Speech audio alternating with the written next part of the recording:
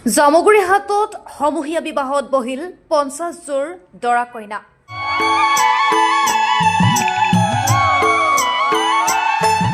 আৰ্থিকভাৱে দুৰ্বল লোকক সকাহ দিয়াৰ বাবে গ্ৰহণ কৰা হৈছে পদক্ষেপ।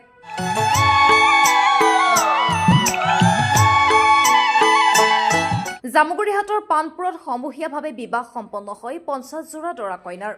চেঙেলিমৰা নামঘৰত সম্পূৰ্ণ বিবাহৰ মাংগলিক পৰম্পৰাৰে এই বিবাহ কাৰ্য সম্পন্ন হয়। আৰ্থিকভাৱে দুৰ্বল লোকসকলক কিছু সকাহ দিয়াৰ বাবে চেঙেলিমৰা যুৱক সংঘৰ দ্বাৰা এই সমূহীয়া বিবাহ কাৰ্য অনুষ্ঠিত হয়। পানপুৰ ঘাটৰ ঘিলাধাৰী নদীৰ পাৰত দৰা কইনাসকলক ৰাইজে নোৱাই ধুৱাই খোল তাল বজাই নামঘৰ প্ৰাংগণলৈ লৈ আনে আৰু ইয়াৰ পাছতেই সম্পূৰ্ণ বিবাহৰ নিয়ম কানুনৰ মাজেদি সমূহীয়া বিবাহ সম্পন্ন হয়।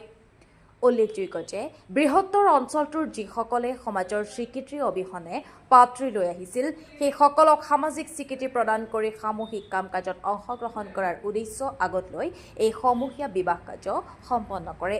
আজি কৃষ্ণ শংকৰ গুৰুক জয়তে সকলোকে আমি ধন্যবাদ জনাইছোঁ এই বিবাহ কাৰ্যসূচীত অংশগ্ৰহণ কৰাৰ বাবে। আজি অৰ্ধশতকৰো অধিক বিয়া ইয়াত পতা হৈছে, সামূহিক বিয়া। ইয়াতে কিছুমান ব্যক্তিৰ পইচা পাতিৰ অসুবিধা, বিভিন্ন সমস্যাৰ কাৰণেও বিয়া হ'ব নোৱাৰে, বহুতখিনি কাৰ্যসূচী থাকে। আমি প্ৰতি বছৰে ধৰ্মীয় অনুষ্ঠান ভাগৱত পাঠৰ পৰা আদি কৰি সকলো ধৰ্মীয় অনুষ্ঠান পাতি থাকোঁ। এইবাৰ আমি যুৱকসকলে চিন্তা কৰিলোঁ যে এইবাৰ যিহেতু বহুসকলৰ বহুত অসুবিধা আছে, সেয়ে আমি তেখেতসকলক এটা কাৰ্যসূচী লওঁ, যিহেতু বিয়া শুদ্ধিকৰণ এটা কৰোঁ। সেয়ে আমি গাঁৱত এটা জৰীপ চলালোঁ, জৰীপ চলাই বহুখিনি সঁহাৰি দিলে। আমি নিৰ্দিষ্ট এটা অৰিহণা লৈ তেখেতসকলে কোনো এইটো অৰিহণাত কোনো চিন্তা কৰিবলগীয়া নাই। প্ৰায় 500 টকাৰ ভিতৰত এটা অৰিহণা লৈ বা কিছুমানক আমি ৰেহাইও দিয়া হৈছে, অৰিহণা লৈ আজি এই বিবাহ কাৰ্য সম্পন্ন কৰিছোঁ। তেজপুৰৰ পৰা মনোজ কুমাৰ শইকীয়াৰ report, hills time news paper digital.